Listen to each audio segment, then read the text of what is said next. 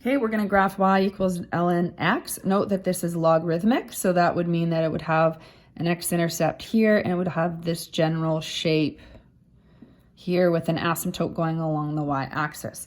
So that's what this is going to look like. So when we're graphing this, I want to put it in exponential form. So with natural logs, I'm going to write it as log base e to the x, so that I can say e to the y equals x, and that helps me put it in exponential form.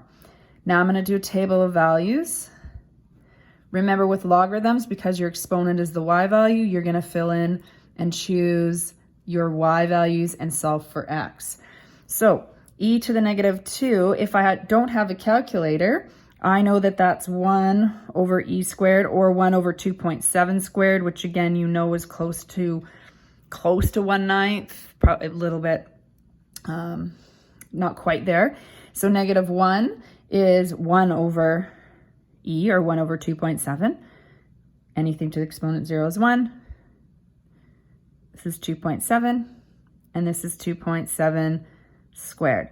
So when I go to plot these, okay, let's put a scale in here. So we're going to go plot this. And this is just so close to the x-axis at -2, or y-axis, sorry, I meant to say.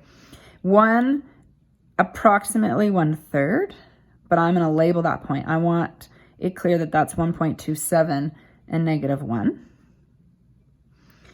I have my x-intercept, and this is at 3. So it's very important that this is a key point labeled as well, that it's clear that that's 2.7 and 1. And then you don't need to plot 2.7 squared, so I'm not going to worry about calculating what that is. And I have it there. And I put in my asymptote. You have to remember your asymptote because this continues along the axes. And so you're going to put in your x equals 0 asymptote. Now this table may seem familiar because above this, and in a previous example, we had done y equals e to the x. And if you compare the table of values, probably comparing these two, you'll notice that the x and y switched. Well, when x and y values switch, we realize those are inverses of each other. So y equals e to the x is the inverse of y equals natural log x. If you compare the graphs again, what that means is there's a reflection over the y equals x axis here. So if I was to fold my paper along that line, this would be the resulting graph, or vice versa. So these graphs are inverses. So exponential functions are still inverses of logarithms. That is still true when we work with natural logarithms.